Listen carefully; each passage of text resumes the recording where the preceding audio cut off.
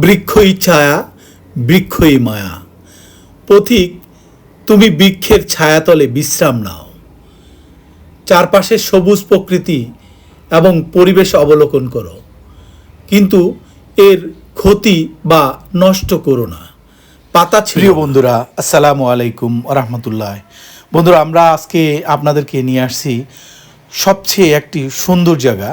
সেটি হচ্ছে সিলেটের সেই শমশেরনগরের গলফ ক্লাব মাঠে।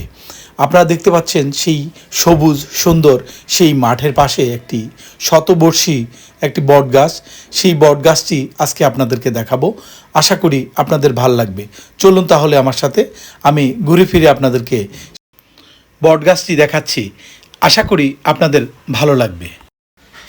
জানা গেছে যে এখানে যারা স্থানীয় আদিবাসী তারা এই বটগাছকে অনেক মান্য এবং তারা এটাকে খুবই মানে এবং এটাকে নিয়ে তারা পূজাও করে। এবং এই বটগাছের ঢালে কেউ বসলে তারা কিন্তু বাধা দেয়। এই জন্যেই বাধা দেয় যেহেতু তারা এটাকে মানত করে এবং এটাকে পুজো করে। বন্ধুরা, আমি দেখে সত্যি মুগ্ধ হয়েছি যে বিশাল আকৃতির এই বটগাছের অনেক ঢালপালা এবং সেই সুবিশাল বটগাছ দেখে সত্যি আমি মুগ্ধ হয়েছি। আপনিও আসতে পারেন, খুব সুন্দর একটি স্থান। দেখতে পাচ্ছেন সেই সুবিশাল বটগাছ, বটগাছের নিচে আমি অবস্থান করছি।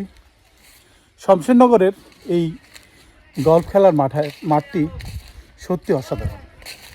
ঘুরে ফিরে দেখছি এর সৌন্দর্য, সত্যি অবাক করার মতো।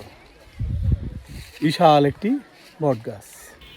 শমশেরনগরের এই স্থানটি দেখতে অনেকটাই সুইজারল্যান্ডের মতো, সত্যি অসাধারণ একটি স্থান। আপনিও আসতে পারেন। ধন্যবাদ সবাইকে, আল্লাহ হাফেজ। Join us and subscribe to Abdullah Mahmood Vlog for more incredible moments.